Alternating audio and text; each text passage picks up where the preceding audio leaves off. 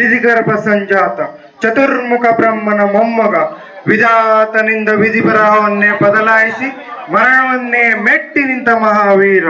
ಅದಿತಿಯ ಮಕ್ಕಳ ಅಟ್ಟಹಾಸವನ್ನು ಸುಟ್ಟು ಆದಿತ್ಯನ ಅಟ್ಟಹಾಸವನ್ನು ಮಟ್ಟ ಹಾಕಿದ ಸಾಹಸಿ.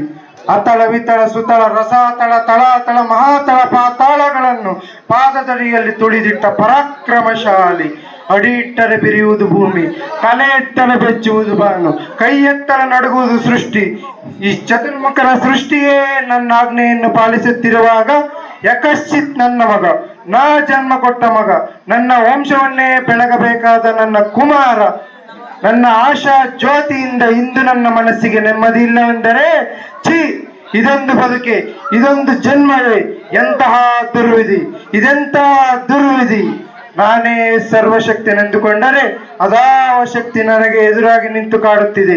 ಅದಾವ ಶಕ್ತಿ ಪುತ್ರನನ್ನೇ ಶತ್ರುವನ್ನಾಗಿ ಮಾಡಿದೆ. ಅದಾವ ಶಕ್ತಿ ಅವನಿಗೆ ನನ್ನನ್ನು ಎದುರಿಸುವ ಧೈರ್ಯ ತುಂಬಿದೆ. ಅದಾವ ಶಕ್ತಿ ಅವನಿಗೆ ಸಾವು ಬರದಂತೆ ತಡೆದಿದೆ.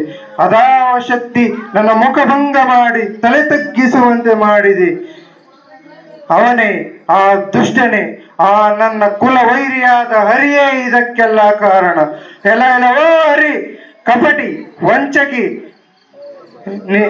ನಿನಗೆ ಪೌರುಷವಿದ್ದರೆ, ಪರಮ ಪುರುಷೋತ್ತಮನೇ ನೀನಾಗಿದ್ದರೆ ಬಾ, ಬಂದು ನನ್ನ ಎದುರಿಗೆ ನಿಲ್ಲು.